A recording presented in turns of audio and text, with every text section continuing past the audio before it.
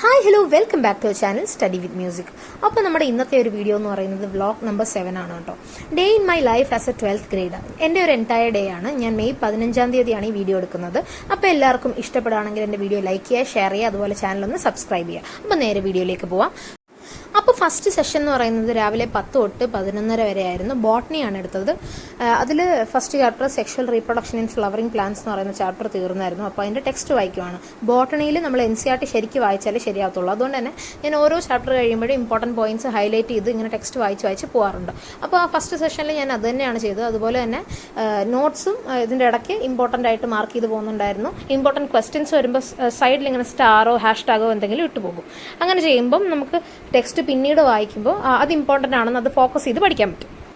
അതുപോലെ ഒരാൾ ചോദിച്ചിട്ടുണ്ടായിരുന്നു കമൻറ്റ് ബോക്സിൽ, ബയോളജി NCERT ആണോ നല്ലത്, അതുപോലെ ഏതെങ്കിലും സ്റ്റഡി മെറ്റീരിയൽസ് ആണോ നല്ലതെന്ന്. ഞാൻ ബയോളജി NCERT ആണ് കേട്ടോ ഉപയോഗിക്കുന്നത്. സ്റ്റഡി മെറ്റീരിയൽസ് ഒന്നും അങ്ങനെ വാങ്ങാറില്ല. അതുപോലെ ഞാൻ PYQs നോക്കാറുണ്ട്. ഓൺലൈനിലൊക്കെ ഗൂഗിളിലൊക്കെ നമുക്ക് ഇഷ്ടംപോലെ കിട്ടുമല്ലോ, അപ്പം അതൊക്കെ നോക്കാറുണ്ട്. അതുപോലെ ഈ വട്ടം എക്സാമിനറിൻ്റെ ബാച്ചിലുള്ളതുകൊണ്ട് അവരുടെ ബുക്ക് ഉണ്ടാവും. അപ്പോൾ അതിൽ ഒരുപാട് PYQസും ക്വസ്റ്റ്യൻസും ഒക്കെ ഉണ്ടാവും. അതൊക്കെ ഞാൻ വർക്കൗട്ട് ചെയ്യാനെന്നാണ് വിചാരിക്കുന്നത്. കാരണം ബയോളജി എവിടെ നിന്നൊക്കെ ക്വസ്റ്റ്യൻ വരുമെന്ന് നമുക്ക് പറയാനൊക്കത്തില്ല. കഴിഞ്ഞ വട്ടം ഈ +1 ബയോളജിയുടെ എക്സാം വെച്ച് നോക്കുവാണെങ്കിൽ ഡയഗ്രാം ഒക്കെ ഒരുപാട് തന്നിട്ടുണ്ട്. സുവോളജി ആയിരുന്നു കുറച്ചുകൂടെ ടഫ്. അപ്പോൾ നല്ല രീതിക്ക് ടെക്സ്റ്റിനുള്ളിൽ നിന്ന് ക്വസ്റ്റ്യൻ ചോദിക്കും. അതുപോലെ തന്നെ അതിലെ ഡയഗ്രാംസ് ഒക്കെ ഭയങ്കര ഇമ്പോർട്ടൻ്റ് ആണെന്നാണ് എനിക്ക് തോന്നുന്നത്. അതുകൊണ്ട് തന്നെ ഞാൻ ഓരോ ചാപ്റ്റർ കഴിയുമ്പോഴും ബയോളജിയുടെ ടെക്സ്റ്റ് വായിക്കാറാണ് പതിവ്. ഇങ്ങനെ നോട്ട്സ് നോക്കുന്നതിനെക്കാട്ടിലും ഞാൻ ടെക്സ്റ്റിൽ ഇങ്ങനെ മാർക്ക് ചെയ്യലാണ് പതിവ്. അപ്പം ഞാൻ sexual reproduction in flowering plants പഠിച്ചു കഴിഞ്ഞ് ഉച്ചയ്ക്ക് കെമിസ്ട്രിയാണ് എടുത്തത്. 3 മണി തൊട്ട് 5 മണി വരെ.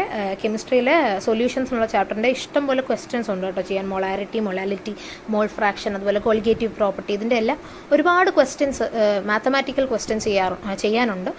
ഞാനന്ന് പറഞ്ഞിരുന്നല്ലോ കഴിഞ്ഞ വീഡിയോയിൽ, മറ്റേ എക്സാമിനറിൻ്റെ ഒരു എക്സാം വന്നപ്പം അതിനകത്തിൽ എനിക്ക് പാടായിട്ട് തോന്നിയത് മാത്തമാറ്റിക്കൽ പ്രോബ്ലംസ് ആയിരുന്നു. അപ്പം ഞാൻ നീറ്റ് ലെവലുള്ള ക്വസ്റ്റ്യൻസ് ആണ് മാത്തമാറ്റിക്കലായിട്ട് ചെയ്തത്. അതിന് സൈലത്തിൻ്റെ യൂട്യൂബിലുള്ള ക്ലാസ്സുകൾ ഇഷ്ടംപോലെ ഉണ്ടായിരുന്നു. അപ്പം ഞാൻ എക്സാമിനറിൻ്റെ ക്ലാസ്സിൽ ക്വസ്റ്റ്യൻ ചെയ്തത് കൂടാതെ ഞാൻ സൈലത്തിൻ്റെ നീറ്റിൻ്റെ ക്വസ്റ്റ്യൻസ് കൂടെ ചെയ്തു നോക്കിയിരുന്നു. അപ്പോൾ ഒരു വിധത്തിൽ കെമിസ്ട്രി ഏകദേശം മാത്തമാറ്റിക്കൽ ക്വസ്റ്റ്യൻസ് എങ്ങനെയൊക്കെ വരുന്നു, അതുപോലെ ഏതൊക്കെ രീതിയിൽ വന്നാൽ ഇങ്ങനെയൊക്കെ ആൻസർ ചെയ്യണം എന്നൊക്കെ മനസ്സിലായി. സത്യം പറഞ്ഞാൽ ഞാൻ ആദ്യമായിട്ട് ഈ ഓൺലൈൻ ക്ലാസ് കാണുന്നത് 9ാം ക്ലാസ്സിൻ്റെ ഫിസിക്സ് എക്സാമിൻ്റെ തലേന്നാണ്. നമുക്കന്ന് വിക്ടേഴ്സിൻ്റെ ക്ലാസ് ആണല്ലോ. ഈ കൊറോണയൊക്കെ ആയ സമയത്ത് വിക്ടേഴ്സിൻ്റെ ക്ലാസ്സാണ് തരുന്നത്. അപ്പോൾ നമുക്ക് ഡയറക്റ്റായിട്ട് ടീച്ചേഴ്സിൻ്റെ അടുത്ത് ഇങ്ങനെ ചോദിച്ച് പഠിക്കാനുള്ള ഒരു അവസരമില്ല. ആ സമയത്ത് നമുക്ക് പിന്നെ ആ ഇയർ ലാസ്റ്റ് ആയപ്പോഴെന്തോ ആണ് സ്കൂളിൽ ജസ്റ്റ് ഒന്ന് തുടങ്ങാൻ പോയത്. അപ്പോഴത്തേക്കും എനിക്ക് ഫിസിക്സിൻ്റെ തലേന്ന് മൊത്തം കട്ടപ്പോകും, ഒന്നും അറിയത്തുമില്ല. അങ്ങനെയൊക്കെ ഒരുപാട് ലോസ് ഒക്കെ ഉണ്ടല്ലോ അന്ന് പഠിക്കാൻ. അതുകൊണ്ട് ഞാൻ യൂട്യൂബിൽ ജസ്റ്റ് ഒന്ന് സെർച്ച് ചെയ്ത് നോക്കിയപ്പോഴാണ് ഒരുപാട് യൂട്യൂബ് ചാനൽസിൽ ഇങ്ങനെ ലൈവ് പോകുന്നത് കണ്ടത്. അപ്പോൾ അങ്ങനെ ലൈവിൽ കയറി അന്നത്തെ ലൈവ് മൊത്തം ഇരുന്ന് മെനക്കെട്ടിരുന്ന് കണ്ടു. അങ്ങനെ പിറ്റേന്ന് എക്സാമിന് ചെന്നപ്പോഴാണ് അവർ പറഞ്ഞിട്ടുള്ള ക്വസ്റ്റ്യൻസ് എല്ലാം വന്നിട്ടുണ്ട്. അങ്ങനെയാണ് ഞാൻ ഈ യൂട്യൂബ് ക്ലാസ് കാണാൻ തുടങ്ങുന്നത്. പിന്നെ ഇതുവരെ എല്ലാത്തിനും എത്ര ക്ലിയർ ആയാലും ഞാൻ ഒന്നുകൂടെ യൂട്യൂബ് ക്ലാസ് കാണും. അതൊരു ഡബിൾ റിവിഷൻ പോലെ എനിക്ക് തോന്നിയിട്ടുള്ളൂ. അപ്പോൾ ഞാൻ ഇപ്പോഴും കണ്ടിന്യൂസ് ആയിട്ട് കഴിഞ്ഞ വർഷവും അതുപോലെ തന്നെ ആയിരുന്നു ലാസ്റ്റുള്ള മാരത്തോൺസൊക്കെ ഇരുന്ന് കാണും. അപ്പോൾ ഒരുപാട് ഹെൽപ്ഫുള്ളാണ് ഈ യൂട്യൂബ് ക്ലാസ്സസ് എന്ന് പറയുന്നത്. പിന്നെ ഞാൻ രാത്രി 12:55 ഞാൻ കാണിക്കുന്നുണ്ടോ. എന്താണെന്ന് വെച്ച് കഴിഞ്ഞാൽ ഈ പഠിത്തമെല്ലാം കഴിഞ്ഞിട്ട് സെഷൻ 3 ഞാൻ തുടങ്ങുന്നത് രാത്രി 12:55 ആയപ്പോഴാണ്. എനിക്ക് പെട്ടെന്ന് പഠിക്കാനൊരു ത്വര വന്നു. അങ്ങനെ ഞാനിരുന്നു. വല്ലപ്പോഴും ഇങ്ങനെയൊക്കെ വരാറുള്ളത്. അതുകൊണ്ട് അപ്പം തന്നെ കയറിയിരുന്നു. ഇൻവേഴ്സ് ട്രിഗണോമെട്രി ആയിരുന്നു അത്. ഇന്നത്തെ ക്ലാസ് മെയ് 16-ാം തീയതിത്തെ ക്ലാസ് ആയിരുന്നു കാണാനുള്ളത്.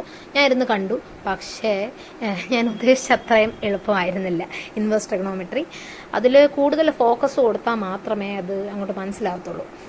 ആ രാത്രിയിൽ വന്ന ഒരു ത്വരയിലിരുന്ന് പഠിച്ചിട്ട് കുറച്ചൊക്കെ മനസ്സിലായെങ്കിലും കംപ്ലീറ്റ് ആയിട്ട് അങ്ങോട്ട് മനസ്സിലായിട്ടില്ല. അപ്പോൾ അതൊന്നുകൂടി ഇനി ക്ലാസ്സിലിരുന്ന് കാണണം. അതുപോലെ അതിലെ ക്വസ്റ്റ്യൻസ് ഒരുപാട് വർക്കൗട്ട് ചെയ്യണമെന്ന് സാറ് പറയുന്നുണ്ടായിരുന്നു. തിയറി സാറ് പറഞ്ഞു തന്നു, ഏകദേശമൊക്കെ മനസ്സിലായി.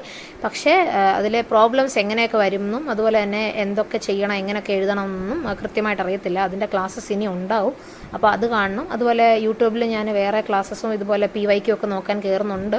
അപ്പോൾ അതൊക്കെ നോക്കണം. അതാണ് ഇനി ഇന്നത്തെ പരിപാടി. അപ്പോൾ ഇത്രയേ ഉള്ളൂ നമ്മുടെ ഇന്നത്തെ കുഞ്ഞു വീഡിയോ. അപ്പോൾ എല്ലാവർക്കും ഇഷ്ടപ്പെട്ടെങ്കിൽ ലൈക്ക് ചെയ്യുക, ഷെയർ ചെയ്യുക, അതുപോലെ നമ്മുടെ ചാനലൊന്ന് സബ്സ്ക്രൈബ് ചെയ്ത് ബെല്ലൈക്കൺ കൂടി ക്ലിക്ക് ചെയ്യുക. Thank you and have A nice day.